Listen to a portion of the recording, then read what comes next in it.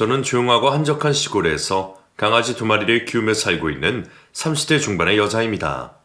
미국에서 10년 넘게 살다가 잠깐 한국에 들어와서 몇 개월 정도 지내고 있는 건데, 저는 한때 아버지가 거주하셨던 집에서 혼자 지내고 있답니다.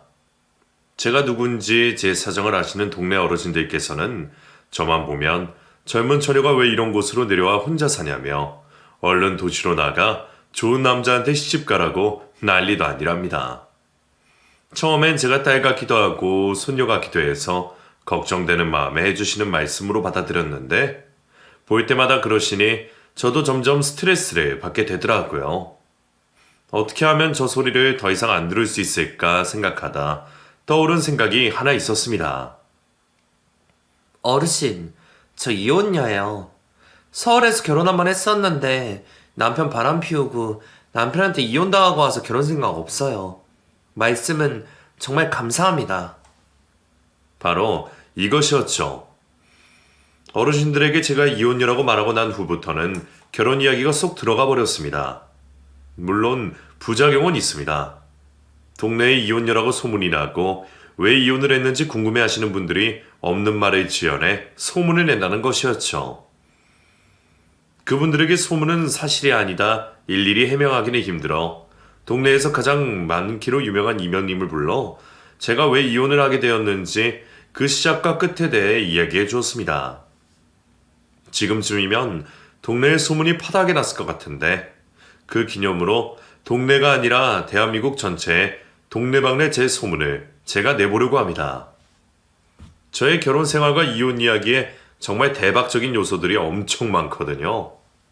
여러분들도 재미있게 들어주실 것 같아서 제대로 소문을 내보려고 하니 재미있게 들어주세요. 제가 초등학교 3학년 때 아버지의 바람으로 저희 부모님이 이혼을 하셨습니다. 저희 엄마는 제대로 된 친정 식구도 없고 힘이 없었기에 피해자이면서도 돈 한 푼도 받지 못하고 집에서 쫓겨났습니다. 여보, 다른 건 다 필요 없으니 우리 하은이만이라도 제가 데려가게 해주시면 안 될까요? 당신도 아시겠지만 저 하은이 없이는 못 살아요. 제가 이렇게 부탁할게요. 하은이는 제가 데려갈 수 있게 해주세요. 돈도 없이 애를 데려가서 어떻게 키우겠다는 거야? 내가 알아서 키울 거니까 당신은 애를 위해서라도 혼자 나가. 하은이 제 딸이에요. 하은이 제가 낳고 제가 키운 제 딸이라고요. 이 집에 제 것 하나 없다고 해도 유일한 제 것은 하은이라고요. 엄마가 집에서 쫓겨날 때 아버지에게 사정사정을 해서 저는 엄마와 함께 나올 수 있었습니다. 엄마는 저를 데리고 지하에 있는 단칸방을 얻으셨어요. 그리고 엄마는 저를 집에 두고 매일 해 뜨기 전 집에 나섰고, 제가 늦은 밤이 됐어야 집에 들어오셨습니다. 하은아, 엄마가 밥 차려뒀으니까 끼니 거르지 말고 꼭 챙겨 먹어. 그리고 문 꼭 잠그고 자야 돼. 알겠지? 엄마 조금만 일찍 들어오면 안 돼? 나 혼자 자는 거 너무 무서워서 그래. 엄마가 빨리 돈 벌어야지 우리 하은이 더 좋은 집에서 살게 할 수 있어. 그리고 엄마가 돈 많이 벌면 우리 하은이 새 가방이랑 새 신발 꼭 사줄게. 하루에 4시간을 자며 일을 하던 엄마 덕분에 엄마와 저는 1년 만에 지하방에서 벗어날 수 있었습니다. 해가 들어오는 집으로 이사를 가고 난 후 저는 앞으로 엄마와 단둘이 평생 행복하게 잘 살 수 있을 거라고 생각했습니다. 그런데 엄마는 저와 집을 나온 지 3년 만에 세상을 떠나셨습니다. 엄마는 이혼 후 잠도 제대로 못 자고 쉬는 날 없이 매일같이 일만 하다 병을 얻은 것이었습니다.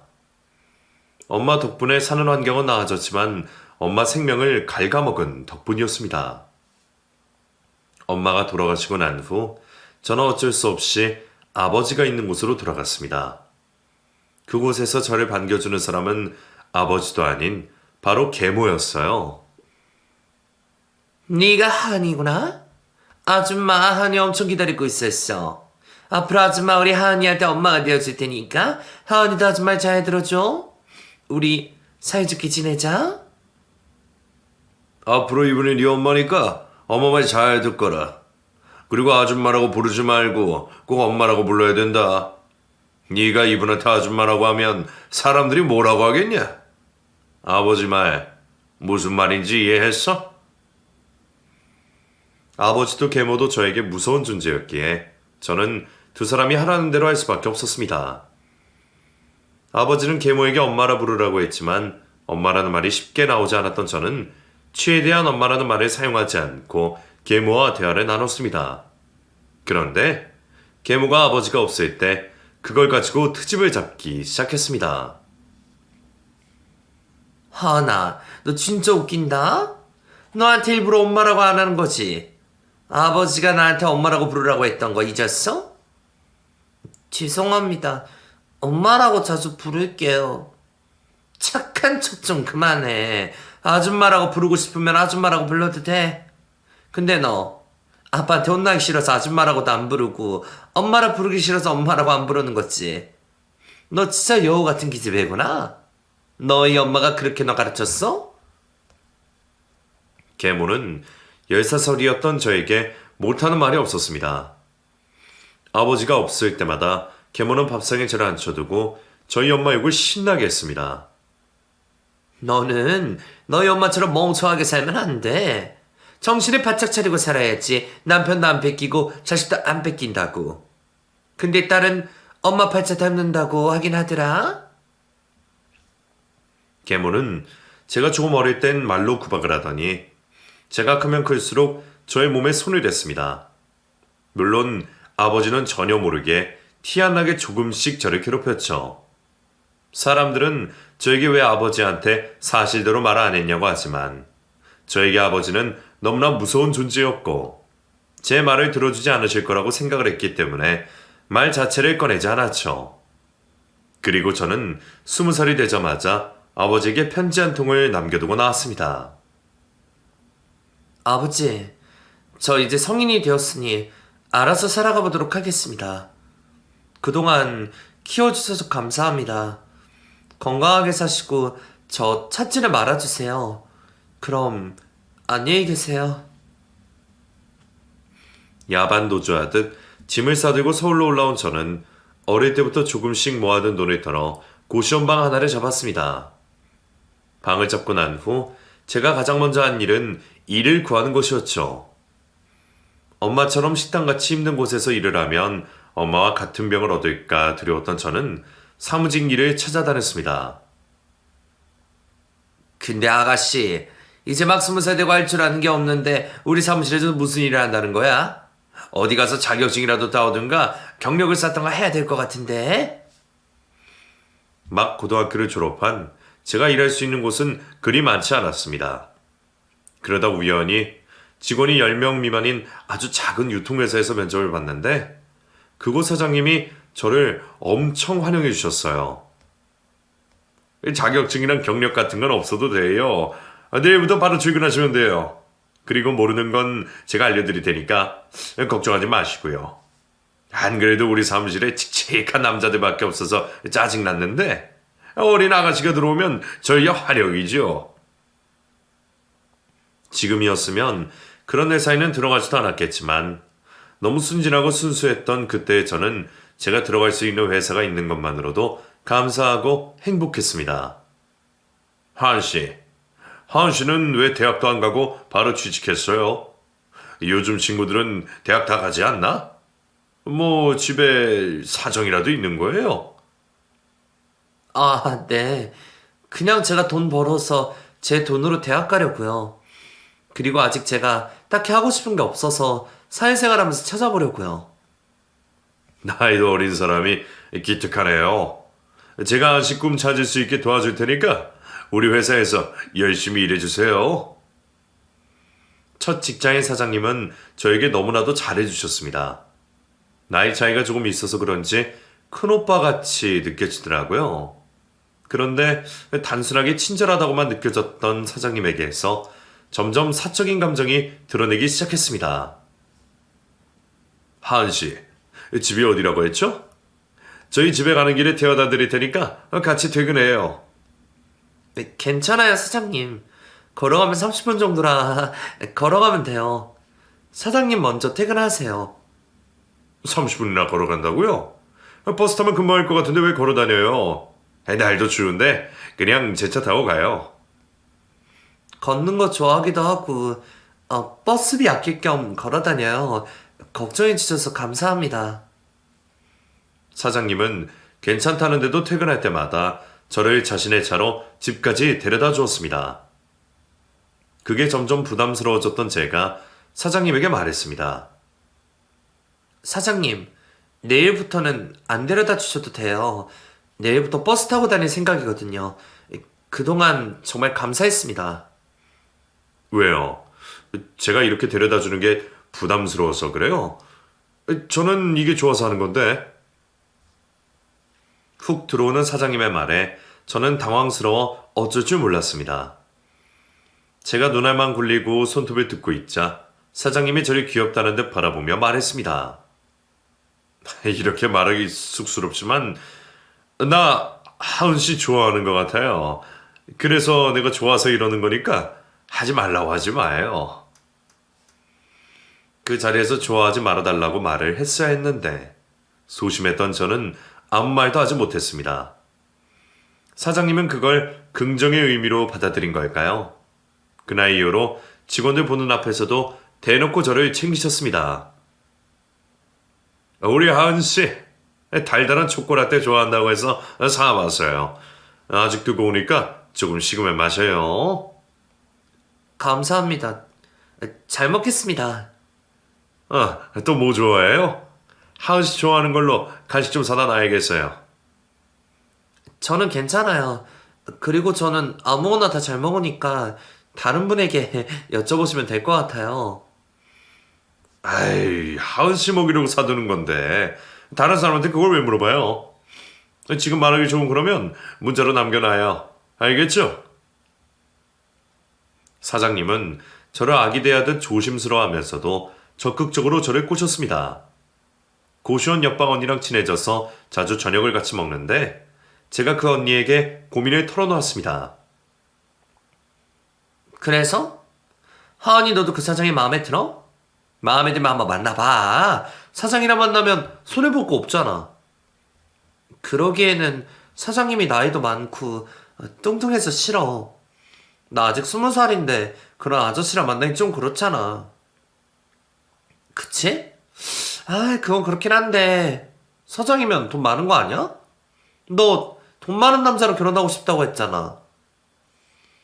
사장님에게 돈이 많아도 외적인 게 너무나 내 스타일이 아니었기에 저는 사장님과 잘 되고 싶은 마음이 전혀 없었습니다.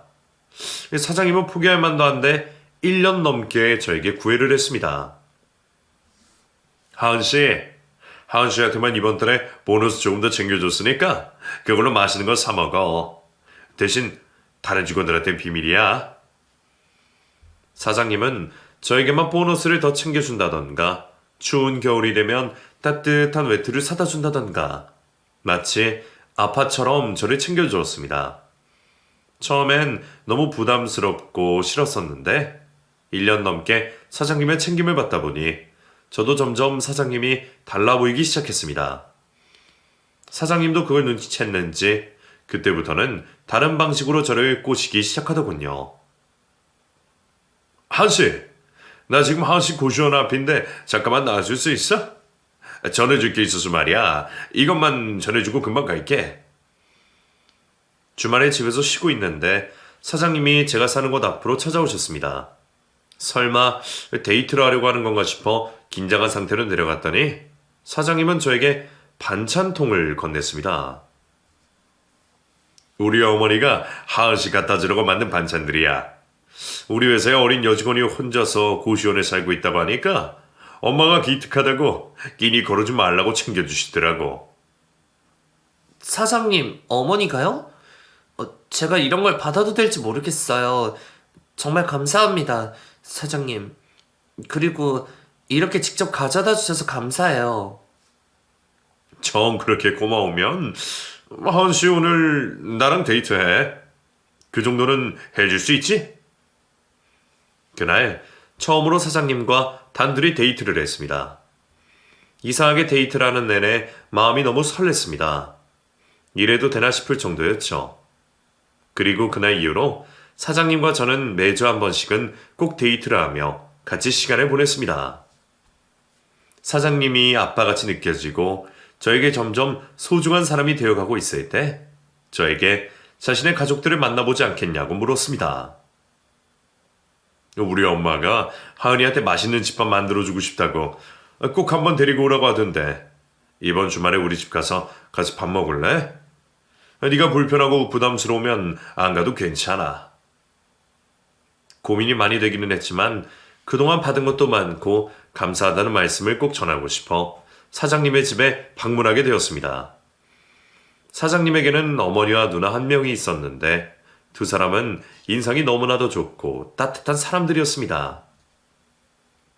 하은씨, 어서 와요.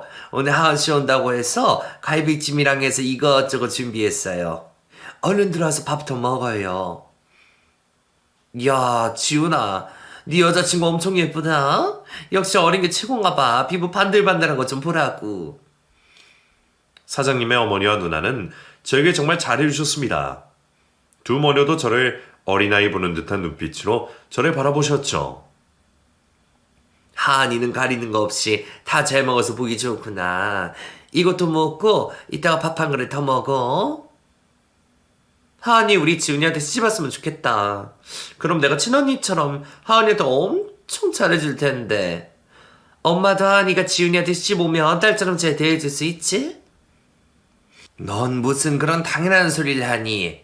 하은이 우리 지훈이한테 시집만 오면 내가 진짜 내 친딸보다 더 잘해줄 거야. 그러니까 하은아, 우리 지훈이한테 시집 와줘.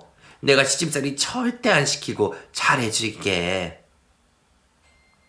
사장님의 어머니와 누나는 처음 만난 자리에서 저에게 시집을 오라고 난리도 아니었습니다.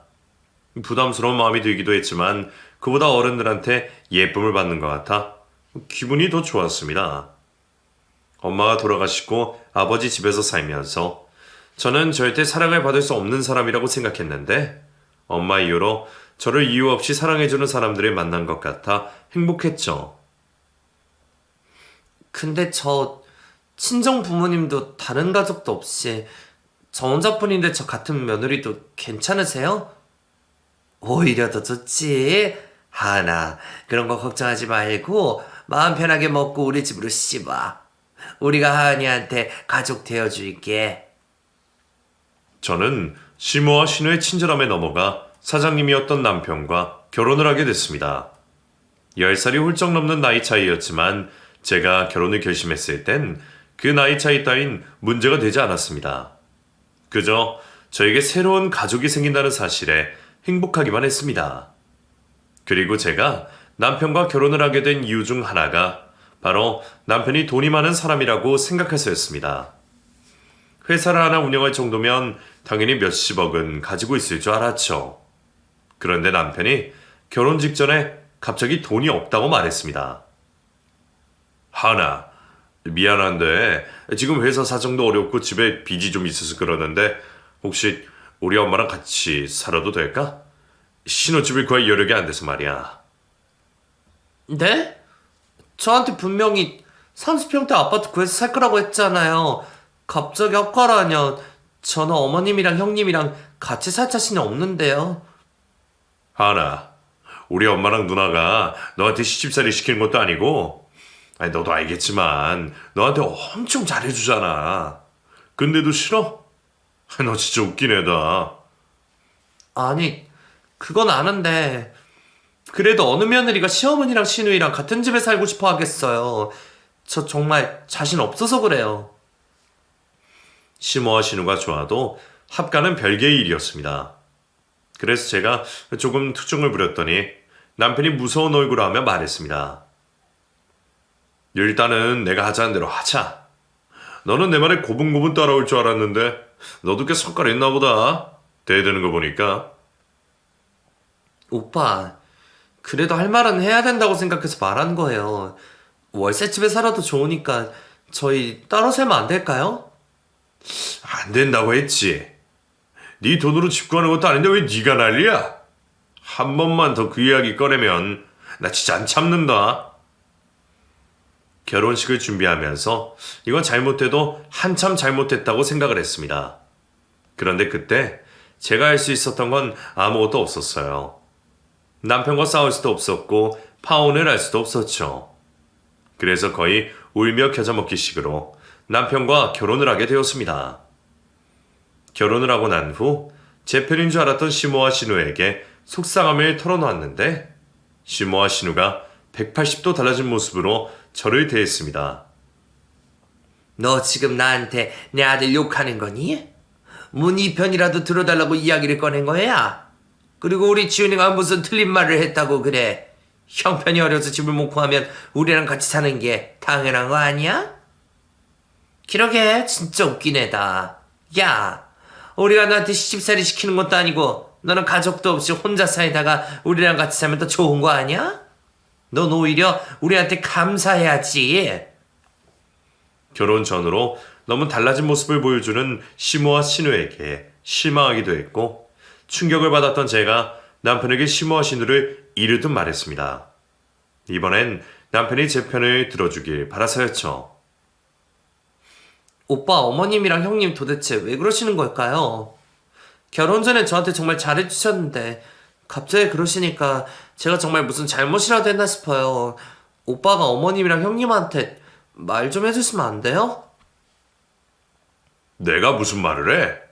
그리고 너 진짜 우리 엄마랑 누나가 왜 그러는지 몰랐을 거냐? 왜요? 무슨 이유라도 있어요? 뭐 때문에 그러시는 건지 알려주시면 제가 고쳐보도록 할게요. 시모와 신우와 같이 사는 이상 최대한 밉보이지 않아야 했기 때문에 시모와 신우가 제게 그러는 이유를 듣고 제가 잘못한 것이라면 고치려고 했습니다. 하지만 남편 입에서 나온 말들을 듣고 저는 속상한 마음에 눈물을 흘리고 말았습니다. 너 나한테 시집 올 때 뭐였어? 숟가락 하나도 안 해야지. 너 진짜 맨몸으로 나한테 시집 왔잖아. 너도 알지? 그건 제가 가진 게 없기도 하고 그냥 맨몸으로 와도 된다고 하셔서 진짜 그런 줄 알았어요. 아무리 그래도 이 집에 들어오기 전에 우리 엄마랑 누나한테 줄 명품 백 정도는 사들고 왔어야지. 나는 그렇다 쳐도 시어머니랑 신우이한테 그 정도는 해야 되는 거 아니야? 이유가 단순히 그런 물질적인 것들 때문이라는 사실을 알게 된 저는 마음의 상처를 받아 눈물이 났습니다. 이건 제가 잘못한 부분도 아니었고 고치고 싶어도 고칠 수 없는 이유였으니까요. 야, 울지 말고 앞으로 엄마랑 누나 하는 말 듣기나 해. 그러면 그나마 미움 덜 받을 거야. 남편은 제가 울어도 크게 관심을 가진다거나 걱정을 하지 않았습니다. 이럴 거면 도대체 나랑 왜 결혼을 했는지 궁금해질 정도였어요. 그런데 저는 그 궁금증의 해답을 회사 건물 화장실에서 듣게 되었습니다.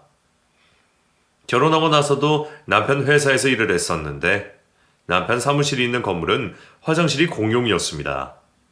볼일을 본다고 화장실 안에 있는데 밖에서 여자 2명이 대화하는 걸 어쩌다 엿듣게 되었습니다. 야, 501호 사무실 사장 결혼한 거 알아? 우리 사장님한테 청첩장 주길래 사장님이 가서 보니까 신부가 글쎄 그 회사에 유일하게 있던 여자 직원이었다는 거야. 어머머, 그 직원이랑 결혼을 했다고? 그 여자 나이 엄청 어리지 않아? 그 여자 첫 출근할 때 우리가 그 여자 보고 불쌍하다 그랬잖아. 하필 가도 저런 회사에 가냐고. 그니까 그 사장 장가 가려고 별짓을 다 했던 거 알지? 우리 사장님한테 우리 둘 소개해달라고 하고 여자라면 다 만나고 다녔었잖아. 그래도 장가 못 가고 있었는데 결국 어리고 순진한 여직원 꼬셔서 결혼한 거야. 미친놈. 정말 더러워. 그 여자애 진짜 불쌍하다. 그 여자 부모님들은 그런 남자한테 자기 딸을 왜 시집 보낸 거야? 나이도 많고 뚱뚱하고 딱 봐도 더럽게 생겼는데. 야, 보나 마나치. 그런 집에 그냥 지대 팔아버린 거야. 아마 그 여자 부모 지들 시집 보내면서 엄청 챙겨 먹었을 거다. 옆 사무실 여직원 2명의 이야기를 어쩌다 엿듣게 된 저는 1시간 넘도록 화장실에서 나오지 못했습니다. 그리고 저는 옆 사무실 여직원들이 화장실에서 떠들었던 내 남편에 대한 이야기에 대해 남편에게 확인하고 싶었습니다. 화장실에서 그런 이야기를 들었다고 대놓고 말은 못하고 최대한 돌려서 물어보았습니다. 오빠, 저 오빠한테 궁금한 거 있는데 물어봐도 돼요? 그리고 솔직하게 대답해 주세요. 뭔데 그래? 설마 또 엄마랑 누나 이야기냐? 내가 그만 징징대라고 했지. 엄마랑 누나는 네가 알아서 잘하면 될 일이야. 그게 아니라요. 오빠는 왜 저랑 결혼한 거예요? 세상에 여자가 그렇게 많은데 왜 하필 저를 고르신 거냐고요. 저의 질문에 남편은 머리를 끄적이더니 고민을 하고 있는 건지 한참 동안 대답을 하지 않았습니다. 그래서 제가 대답을 재촉하자 남편이 미안하다고 운을 떼며 말했습니다. 미안한데 사실 나 당장 결혼하는 게 급해서 너랑 결혼한 거야. 이 나이 되도록 결혼 못하고 있으니까 사람들이 나한테 문제 있다고 생각했는지 이상한 소문들을 내더라고. 그래서 그 소문 잠재우려고 너랑 결혼한 거긴 한데 그래서 내가 너한테 피해 준 거 있어? 너 나랑 결혼해서 얻은 건 많잖아. 정말 그 이유 때문에 저랑 결혼한 거예요? 오빠 저 좋아해서 그래서 결혼한 거 아니었어요? 그리고 제가 오빠랑 결혼하고 얻은 게 도대체 뭐가 있는데요? 나, 우리 엄마, 우리 누나 든든한 보호자에 가족 둘이나 공짜로 얻었는데 고아인 너한테 그 정도면 감지덕지 아니냐? 사랑이 없이 결혼한 건 미안하긴 한데 따지고 보면 서로 윈윈인 상황이니까 너무 상처받지는 마라. 아무리 제가 바보라고 해도 그 이야기를 듣고도 남편과 살 수 없었습니다. 결혼한 지 1년밖에 안 됐었지만 저는 남편에게 이혼을 요구했습니다. 오빠, 저 이혼해요. 아니, 이혼해 주세요. 저 오빠랑 더 이상 살 수가 없어요. 아무리 그래도 그렇지. 어떻게 자기 소문 잠재우려고 저를 꼬셔서 결혼할 수 있어요? 오빠, 정말 너무한 거 아니에요? 제발 그만해라. 네가 아무리 그래도 나 너랑 이혼 안 해. 그리고 내가 이혼해 준다고 해도 네가 못할걸? 너 나랑 이혼하면 그 나이에 이혼녀 되고 갈 곳도 없어질 텐데 나랑 이혼할 수 있어? 이혼녀 닥치 붙여서 무슨 일을 하겠다는 거야? 남편 말대로 저는 남편과 이혼을 하면 이혼녀가 되는 것인데 이혼녀로 살아갈 자신이 없었습니다. 안 그래도 가족도 없이 세상에 온 자라서 사람들에게 만만한 대상이 되는데 거기에다 이혼녀라는 딱지까지 붙이면 저는 이 험난한 세상을 절대 혼자서 살아갈 수 없겠다는 생각이 들었어요. 제가 아무 말도 못하고 가만히 있자 남편이 가소롭다는 듯 웃으며 말했습니다. 네가 생각해도 이혼녀로 혼자 살아가기는 힘들겠지? 너 그냥 우리 집에서 우리 엄마 잘만 모시고 살면 내가 평생 먹여 살려줄 테니까 그냥 집에 딱 붙어 있어. 그리고 회사 일 좀 해결되면 너 대학도 보내줄게. 됐냐? 이 정도면 너 우리 집에 붙어 살만 하지? 결국 저는 참고 살기로 했습니다. 어차피 저에게 자존심 따윈 없었으니 참고 사는 건 문제가 되지 않았고 혼자 외롭게 사는 것보다 미우나 고우나 가족들과 함께 사는 게 더 좋겠다고 생각을 했습니다. 시모와 신우에게 시집살이를 당하고 남편에게 사랑을 받지 못해도 그래도 한 가정에 속해 있다는 안도감으로 버티고 살았는데 어느 날 빨래를 하다 남편 옷에 외간 여자의 진한 립스틱이 묻어있는 걸 발견했습니다. 제가 그걸 시모에게 보여주자 시모가 말했습니다. 밖에서 일하는 남자면 한 번쯤은 다 그런 것도 각오하는 거니까 괜히 밖에서 힘들게 일하는 애한테 잔소리하지 말고 모른 척 넘어가. 어머니, 그래도 이건 아니죠. 그리고 잠깐 그런 곳에 간 게 아니라 아예 딴 여자랑 바람이 나면 어떡해요. 어떻게 된 건지 오빠한테 물어봐야 되는 거 아닐까요? 우리 지훈이가 미쳤다고 널 두고 바람을 피우겠니? 쓸데없는 짓 하지 말고 그냥 넘어가. 설마 이걸로 꼬투리 잡고 넘어질 생각은 아니지? 남편에게 당장이라도 따져먹고 싶었지만 시모의 말을 듣기로 했습니다. 괜히 그랬다가 남편에게도 욕을 얻어먹고 시모에게 더 심한 시집살이를 당할까 무서워서였죠. 그렇게 아무것도 모른 척 묻어뒀는데 사무실로 남편의 상간녀가 찾아왔습니다. 안녕하세요? 여기 김지훈 씨 회사 맞나요? 저 김지훈 씨 좀 만나러 왔는데 김지훈 씨 어디 계세요? 어쩐 일로 오셨어요? 사장님 지금 잠깐 외출 중이신데 연락 드려볼까요? 아, 저 김지훈 씨 여자친구거든요.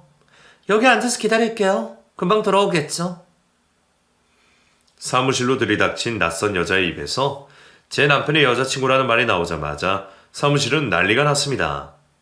직원들은 제 눈치를 보며 그 여자를 밖으로 데리고 나가려고 애를 썼고 그 여자는 사무실 직원들이 자신에게 무례하게 군다고 생각을 하며 되려 화를 냈습니다. 저기요, 제가 어디 못 올 곳이라도 왔어요? 다들 무리하게 무슨 짓이에요? 당장 제 몸에서 손 떼세요. 상간녀가 사무실에서 난동을 부릴 때 마침 남편이 들어왔고 남편은 당황해하며 상간녀를 데리고 나갔습니다. 그리고 그날 밤 저는 남편에게 처음으로 화를 냈습니다. 오빠, 정말 바람 피우고 있었던 거예요? 도대체 언제부터였어요? 아이 그냥 재밌게 잠깐 만나는 거였어. 신경 쓸 일 아니니까 신경 꺼. 이게 신경이 끈다고 꺼질 일이에요? 어떻게 상간녀를 사무실로 찾아오게 만들 수가 있어요? 직원들이 뭐라고 생각을 하겠냐고요? 어차피 내 돈 받아먹고 사는 애들인데 자기들이 뭐라고 생각하면 뭔 상관이야. 오늘 일은 내가 대충 너한테 미안하다고 사과할 테니까 그냥 넘어가라. 제가 울고불고 소리를 꽥꽥 지르며 난리를 부리자 남편은 저에게 내일부터 회사에 나가지 말라고 했습니다. 너 잘린 거니까 내일부터 사무실 나갈 생각하지 마. 나 네 남편이자 네 회사 사장이야. 내가 네 밥줄 쥐고 있는데 어디 겁도 없이 까불어? 남편은 저를 회사에서 잘라버렸고 저는 그날부터 어디 가지도 못하고 창살 없는 집에 갇히고 말았습니다. 하루하루 죽는 것보다 못한 삶을 살고 있는데 남편은 저를 집에 가둬두고 신이 났는지 대놓고 바람을 피우기 시작했습니다. 오빠, 제발 적당히 하세요. 도대체 일주일에 외박을 몇 번이나 하시는 거예요? 설마 두 집 살림 차리신 건 아니죠? 두 집 살림을 차리든 세 집 살림을 차리든 네가 무슨 상관이야? 네가 본촌하고 유세 부리는 거야? 그래봤자 너 나한테 아무것도 아니야. 그때 남편과 정말 이혼할 생각이었습니다. 이렇게 살 바에 그냥 혼자 길바닥에서 노숙자처럼 사는 게 더 행복할 것 같았습니다. 오빠, 그럼 저 이혼해요. 이혼 도장 찍어주세요. 그리고 저한테 위자료도 주세요. 저 맨입으로는 오빠랑 이혼 못해요. 난 너랑 이혼하기 싫은데 내가 왜 이혼을 해줘야 돼? 친정도 없고 가난하면 입 다물고 남편한테 복종이나 해야지. 어디 감히 아무것도 없는 년이 까불어 까불기는. 그래서 너 나 부모 없고 혼자라고 무시하는 거니? 이러려고 어리고 부모 없는 나를 선택한 거야? 네가 나한테 막대해도 내 편 들어줄 사람 도 하나도 없으니까. 돼지 새끼가 신부만 고약해가지고 네가 그래서 그 나이 먹도록 장가를 못 간 거야. 제가 남편에게 소리 지르고 대들자 남편과 시모 그리고 시누이가 앞세 제 짐을 가방에 대충 우겨넣고 집 밖으로 던져버렸습니다. 꺼지라고! 너 같은 년이랑 한 입에 못 살 것 같으니까 이 집에서 나가! 불쌍한 년 걷어서 먹여 살려줬더니 은혜도 모르고 감히 아내 같은 남편한테 대들어? 너 반성할 때까지 돌아올 생각 절대 하지 마. 추운 겨울 슬리퍼 바람으로 쫓겨난 저는 결국 서울 고모집으로 찾아갔습니다. 그대로 밖에 있다가는 얼어 죽을 것 같아서 죽기 싫어서 고모를 찾아갔죠.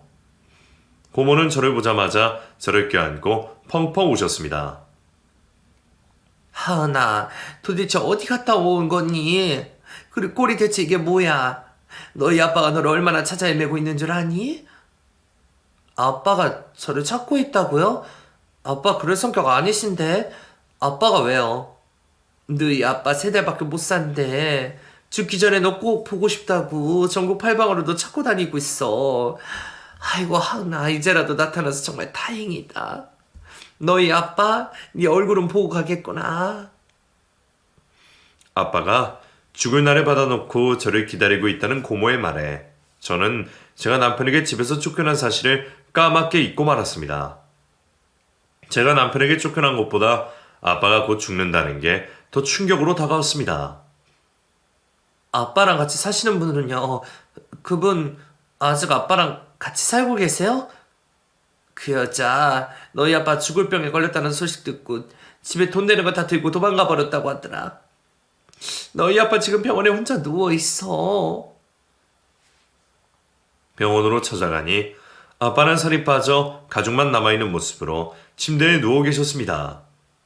아빠는 저를 보고 말없이 눈물만 보이셨습니다. 그리고 저에게 딱 한마디를 남겨두고 눈을 감으셨죠. 하은아, 아빠가 미안하다.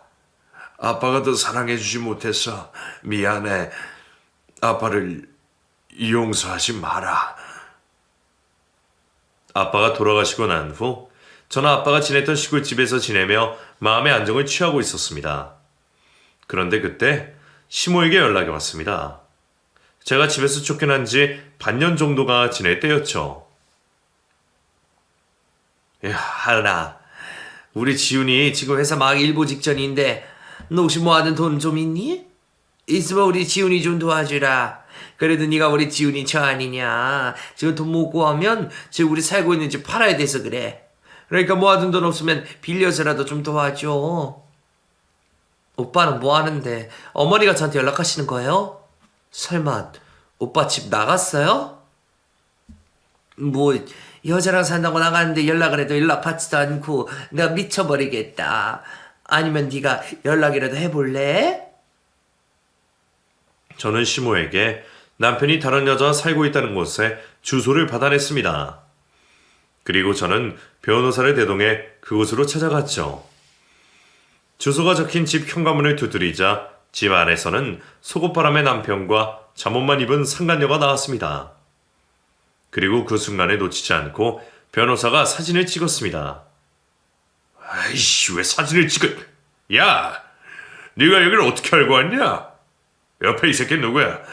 설마 너 우리 집에서 나가서 딴 남자고 한 거야? 너 진짜 난년이구나. 도대체 무슨 소리를 하는 거예요? 저 오빠 바람 피우는 현장 잡으러 온 건데요? 그러니까 네 새 남자랑 같이 해서 나 조지러 온 거 아니냐고? 너 이거 바람이면 나 너 불륜으로 이혼수송 걸어버릴 거니까 그렇게 안 와. 남편이 저희 변호사와 저를 보고 오해를 하자 변호사가 명함 한 장을 꺼내 남편에게 건넸습니다. 저는 이하씨 담당 변호사 이준규입니다. 남편분 불륜 증거 남기려고 같이 대동한 거고요. 그쪽이 생각하시는 그런 사이는 아닙니다. 저 오빠 고소해버리려고 변호사님 모시고 왔어요. 증거는 남겨야 저한테 유리하니까요. 그리고 저 여자한테도 상간녀 소송 걸 거니까 그렇게 아세요. 남편이 당황해하는 눈치였습니다. 그런데 그때 남편이 갑자기 제 손에 들린 가방을 빼앗습니다. 너 이 가방 어디서 났냐? 그리고 변호사 선임할 돈은 어디서 난 거고? 너 우리 집에서 나간 이후로 몸 팔아서 돈 벌었냐? 그러면서 남편은 자연스럽게 제 지갑 안에 든 현금 뭉치를 꺼내 들었습니다. 제가 그걸 뺏으려고 하자 남편은 저를 밀치고 저를 발로 차버렸습니다. 그 모습을 보고 있던 변호사는 바로 112에 신고를 해서 남편이 저에게 폭력을 이르는 증거를 남겨주었습니다. 그리고 나서 저는 태연하게 다음날 고급 호텔 식당으로 시모와 신우를 불렀습니다. 네가 무슨 돈이 있어서 이런 곳으로 우리 불렀어? 그리고 너 우리 어제 지훈이 경찰에 신고했다면서. 우리 엄마 지금 그것 때문에 너한테 많이 화내있으니까 너 오늘 우리한테 좀 잘해야겠다? 형님, 저 형님이랑 어머님한테 드릴 말씀이 있어요. 제가 왜 이렇게 갑자기 돈을 쓰고 다니는지 궁금하지 않으세요? 부모도 형제도 돈도 없던 저였잖아요. 저는 시모와 신우에게 집에서 쫓겨난 이유로 저에게 있었던 일들에 대해 설명해 주었습니다. 아버지 돌아가시고 재산 정리를 하는데 알고 보니까 저희 아버지가 꽤나 부자셨더라고요. 집 나올 땐 그런 거 하나도 신경 못 썼는데 집에 땅만 해도 10만 평에 선산도 있고 소까지 200마리 넘게 키우고 계셔서 현금이랑 아버지가 가지고 계시던 집들이랑 해서 돈으로 한 사람은 거의 100억 원 되더라고요. 어머머, 그럼 하은이 너 거의 로또 맞은 거나 다름이 없네. 집이 그렇게 부자면서 어떻게 모르고 있을 수 있었어? 너도 진짜 바보다. 아버지가 새어머니랑 사셔서 저는 집에서 도망칠 생각만 했지 아버지 재산을 받을 생각을 못했어요. 결론적으로 형님 말대로 저 로또 두세 번 맞은 거랑 다름없긴 하죠. 제 이야기를 다 듣고 난 시모와 신우는 태도를 바꾸고 알랑방귀를 끼며 말했습니다. 그럼 우리 며느리가 우리 아들 좀 도와주면 되겠다. 나 그동안 우리가 너한테 서운하게 했던 거 다 잊고 우리 다시 잘 지내보자. 그래 하은아, 우리가 지훈이 설득시켜서 다시 정신 차리고 살기 도와줄 테니까 딱 한 번만 눈 감고 우리 지훈이 용서해줘. 저는 저에게 벌벌 기기 시작하는 시모와 신우에게 웃으며 말했습니다. 제가 조만간 집으로 선물 큰 거 하나 보내드릴게요. 어머님이랑 형님은 집에서 제가 보내드리는 선물 기다려주세요. 저는 바로 남편에게 이혼 소송을 걸었습니다. 그리고 그걸로 끝내지 않았습니다. 시댁으로 한 달에 여러 명의 빚쟁이들이 찾아왔었는데 저는 남편이 바람을 피우고 있다는 사실을 알게 됐을 때부터 저는 시댁 식구들 몰래 빚쟁이들의 연락처를 받아뒀습니다. 바로 이럴 때 써먹으려고 연락처를 모아둔 것이었죠. 저는 빚쟁이들에게 연락을 돌려 남편의 위치를 알려주었습니다. 남편은 이제 어디로 도망가지도 못하는 도관에 든 쥐가 되었습니다. 그렇지 않아도 회사가 망해서 빚더미에 나앉아있던 시댁은 저에게 위자료를 줘야 돼서 집도 팔아버리고 집 팔아버린 돈으로 빚을 갚느라 알거지가 되었습니다. 시댁이 알거지가 되자 시모가 신우가 또 저를 찾았습니다. 하은아, 우리가 정말 갈 데가 없어서 그러는데 우리 둘 좀 걷어주면 안 되겠니? 네 신우이랑 이야기해봤는데 네가 걷어주기만 한다면 우리 너희 집 식모살이도 할 수 있고 소통도 치울 수 있고 뭐든 다 할 수 있으니까 제발 우리 좀 걷어주렴. 어머님, 진짜 미치셨어요? 아무리 부탁할 사람이 없어도 저한테 찾아오신 건 아니죠. 그리고 저는 어머님 같은 식모 필요 없으니까 돌아가 주세요. 시모와 신우이는 바닥에 드러눕기도 하고 제 바지가랑이를 붙잡으며 1시간 넘도록 저를 놓아주지 않았습니다. 그들의 뻔뻔함에 화를 참지 못한 제가 시모와 신우이에게 침을 뱉었습니다. 제가 당신들한테 침 뱉었다고 경찰에 신고하세요. 경찰에 신고하시면 저한테 합의금 정도 받을 수 있지 않을까요? 돈 필요하시면 그렇게 해서라도 저한테 돈 뜯어 내보시든가요. 돈이 힘이라는 걸 그때 알았습니다. 돈 덕분에 자신감이 넘쳤던 저는 통쾌하게 남편과 시댁 식구들에게 복수를 할 수 있게 되었습니다. 남편과 시댁 식구들에게 통쾌한 복수를 하고 저는 아버지가 남겨주신 재산을 가지고 미국으로 유학을 떠났습니다. 사실 제가 하고 싶었던 일은 미술이었거든요. 아버지가 무서워서 미술학원을 보내달라는 말을 하지도 못했었는데 아버지가 남겨주신 재산으로 그 한을 풀었습니다. 저는 잠시만 한국에 머물다 아버지의 땅과 집들을 정리하고 다시 미국으로 돌아갈 생각입니다. 한국에만 오면 안 좋은 기억들만 떠올라서 견디기 힘들거든요. 겨울이 되니까 엄마가 참 많이 그립고 보고 싶어지네요. 그리고 저 엄마에게 상처를 준 아버지이긴 하지만 아버지도 조금 그리운 걸 보면 요즘 제가 많이 외로운 것 같기도 하네요. 여러분들은 외롭지 마세요. 이 추운 겨울 여러분들 곁에는 가족들과 친구가 항상 함께 했으면 합니다. 제 이야기 끝까지 들어주셔서 감사하고요. 다들 행복하세요.